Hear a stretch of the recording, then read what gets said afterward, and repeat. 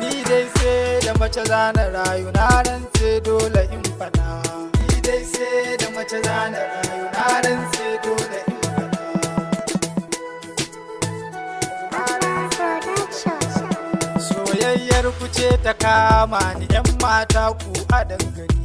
A ce na bar ku ni ba zan iya ba ko za a ban miliyan 100.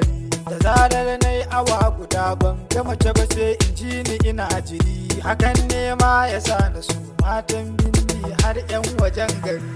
Ni dai sai da mace zana rayu na rantse dole in faɗa.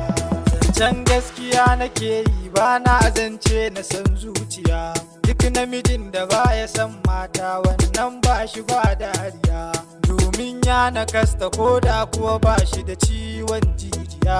Ya Allah ka bani dama in so mace har cikin zuciya.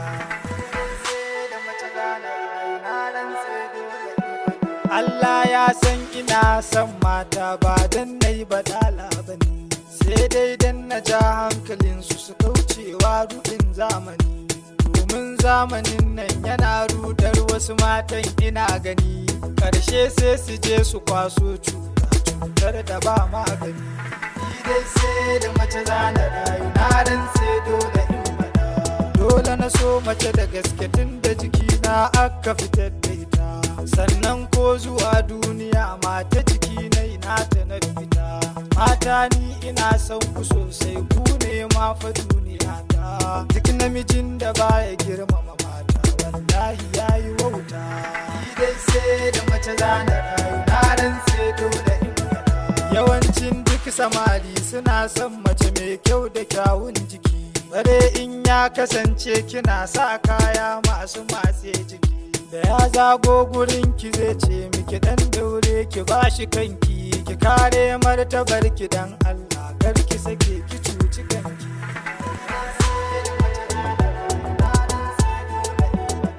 Iyaye na iyayen 'yan mata kuma kuna da laifi, ku daina rainuwa idan an kawo kayan diya na lefe. Samari duk suna so siyo aure da za a janye lefe, abin da yin sabe zan farin ba in an ki babu laifi. Ni dai sai da mace zana rayu na rantse dole in faɗa. Ni dai sai da mace zana rayu na rantse dole in faɗa. Ni dai sai da mace zana rayu na rantse dole in faɗa. Ni dai sai da mace zana rayu na rantse dole